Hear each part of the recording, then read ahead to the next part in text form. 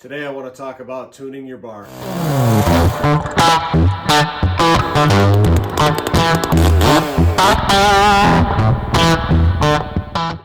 Hey guys, today I want to talk about how to tune up your chainsaw bar.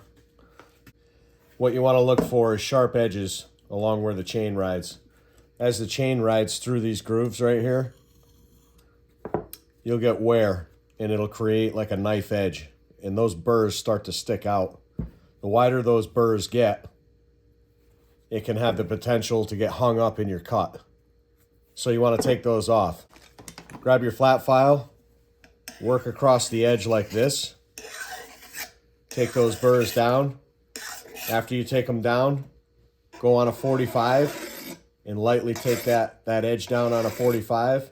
It'll remove all the sharp surfaces. Obviously, before you're going to start doing any of that, you're going to want to clean the bar up. You can do it in a bunch of different ways. You can take a small screwdriver, clean the groove out, make sure your oiler holes are open.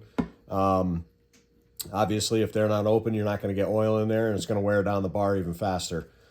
So keep the grooves clean. Every once in a while, pull the bar off, run a small screwdriver down there, or your West Coast saw raker gauge. They work good for cleaning out that groove. You can blow them out with an air gun.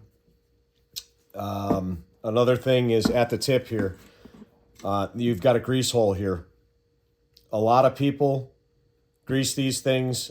I never do. And my theory behind it is, there's probably a lot of controversy on it, but my theory behind it is, if you have grease in there, it tends to pick up a lot of grit and grime and wears your tip out even faster. I've never had a problem with a bar, just keeping it clean and allowing the oil to get in there from the chain. So on a brand new bar, these come pre-packed with grease. A lot of times what I'll do is use an air gun and blow all the grease out of them. Once all the grease is out, I'll squirt a little bit of oil in there, and then I just rely on the chain running through and extra oil slipping down through there to keep it lubed. I've never had a problem. I've never worn one out. So I still have a burr right here on this edge. I'll just file it a little bit like that,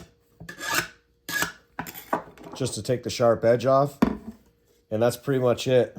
Obviously, if you've got a lot of wear in this area here, you'll see where the chain starts to cut in. You're not going to file all that off by hand. Sometimes with the bar, I'll take it and put it up against a wheel on a pedestal grinder and square it up, and I'll run down that groove and just clean off where that chain has cut in, and then I'll go back with my flat file and take the burrs off. But yeah, not a lot to it.